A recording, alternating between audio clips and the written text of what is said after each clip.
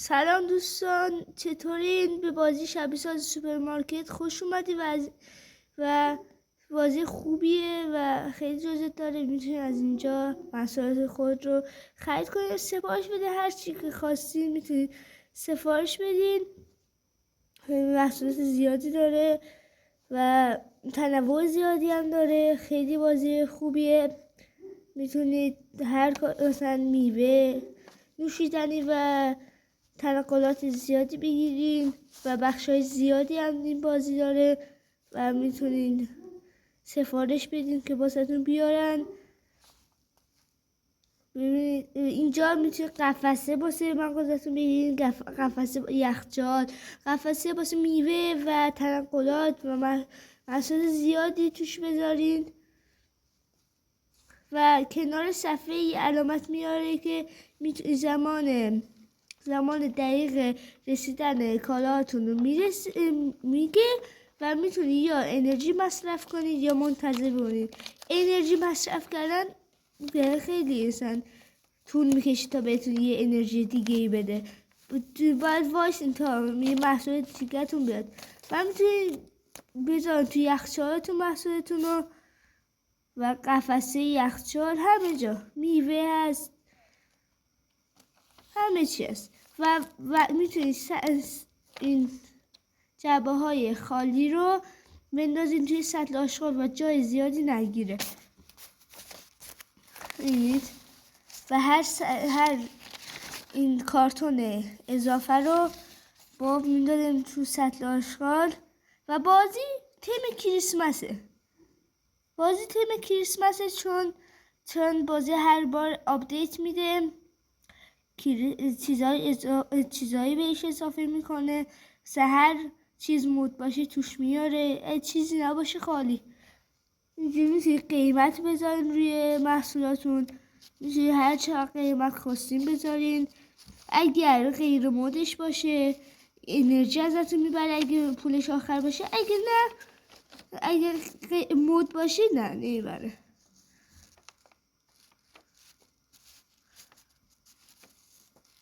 میبینید هم یخچال داره، همه چی. ما این محصولات رو بذاریم. خیلی محصول میتونید سفارش بدید ولی طول میکشه تا این محصولاتون رو بذارید و میتونید کارگری چیزی بگیرین تا پولاتون حساب کنه و خیلی بازی تنوع زیادی داره. بازی خیلی تنوع زیادی داره و بریم یکم بزنیم جلو، بریم مشتری ها زود به زود میاد هر چی که دلشون خواهد میخرن و شما میتونید کارگر بگیرین تا اصلا خودش حساب کنه و زیاد ازتون زمان نبره. ببینید میتونید قفسه ها جا به جا کنید با کلیک روشون. میتونید قفسه ها جا به جا هر جایی دلخواه میتونید بذارید. فقط جایی که قرمز باشه، جایی که پره نمیتونید بذارید. و توی لپتاپ هم که میتونید همه بخش زیادی داره. مثلا میتونید اینجا وقتی لیول اپ شدین، مثلا هر چی خریدین لیول اپ میشه و لیول اپ شد میتونید محصولات جدیدی واسه خودتون بگیرید و واسه مغازتون. و اینجا این بخش هم میتونید مغازتون بزرگ و بزرگتر کنید تا مثلا بتونید قفسه های بیشتری توش بذارین. و اینجا هم که اونجایی که حساب میکنن، اینجا میتونید تقریبا اینجا خیلی بخش زیاد داره. مثلا انبار و کسی که بیاد واسهتون حساب کنه پولو و قفسه ها و بخشی که دیوارا رو رنگ میکنن. مثلا هر رنگی که خواستی تابلو رو الان رنگ میتونی بکنی، اسم تابلو رو میتونی عوض بکنی و خیلی چیزهای مختلفی داره. من میدونم هر رنگی که خواستم میتونم بذارم. هر چقدر که پول خرج کنم لولم یا پول بگیرم لول من بالاتر میره و لول من بالاتر بره میتونم چیزای محصولات جدیدتری بگیرم و میتونید شکلک‌های تابلوتون رو عوض کنید. خیلی بخشای زیادی داره و میتونید مثلا دیوارای مغازتون رو عوض کنید. ببینید دیوار و جزئیات مغازتون رو میتونید تغییر بدید. و اینجا فکر کنم کف مغازه، نه اینجا دیوارای مغازه است.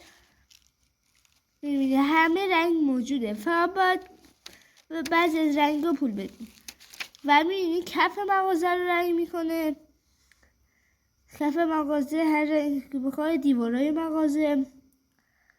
و بازی خیلی خوبیه، خیلی بخشای زیادی داره. میبینید چقدر محصولات زیاد داره و وقتی لیول اپ بشیم میتونید مغازه‌تون بزرگتر کنید. یعنی لیول اپ شدیم، اومدیم محصول جدیدتری گرفتیم. لپتاپ میتونه همه کاری بکنید.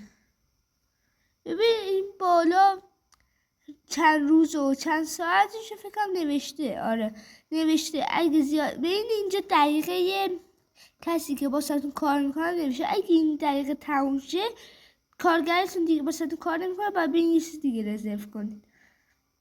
میبینید میتونید واسه محصولاتون همه جا بذارید و اینجا قیمت های خودتونه. میبینید وقتی محصول جدیدی میذارید میگه قیمتشو به دلخواه خودت بذار و میتونید اضافه بندازید بره. و الان روز تموم شد و 24 ساعت گذشت. بعد نشون میده که چقدر ضرر کردین، چقدر سود کردین. میبینید و هم بازی خیلی تنوع زیادی داره، خیلی محصولات خوبی داره و جوری میشه میتونین آزادین توی بازی و میتونین مغازه رو باز و بسته بکنید و اگه بسته باشه این نمیان، اگه باز باشه میان، وگرنه اگه بسته باشه از کنار مغازه رد میشن و همه جور هستش. الان مثلا هر چی بخوای، مثلا خمیردندون فکر کنم الان مثلا میذارین اینجا، قیمتشون تعیین میکنیم، میندازین 100 تاش. خیلی بازی خوبیه و ریزکاری خوبی داره. میتونید بازی کنید و حجم کمی هم فکر کنم بگیره تو گوشیتون و نت کمی ازتون ببره و میبینید کارگرتون چند ثانیه دیگه میره و بعد چند ثانیه باید شما برید یه کارگر دیگه بگیرید. الان ببینید کارگر ما رفت. کارگر ببین از اینجا میره و از خیابون رد میشه، میشه کارگران دیگه و خودتون حساب کنید، یا خودتون حساب کنید یا کارگرای دیگه بگیرید. و اینجا خیلی هم خوبه، میتونید یا کارت بکشید یا پول بهشون بدین، ولی خیلی ازتون زمان میبره، ازتون زمان میبره.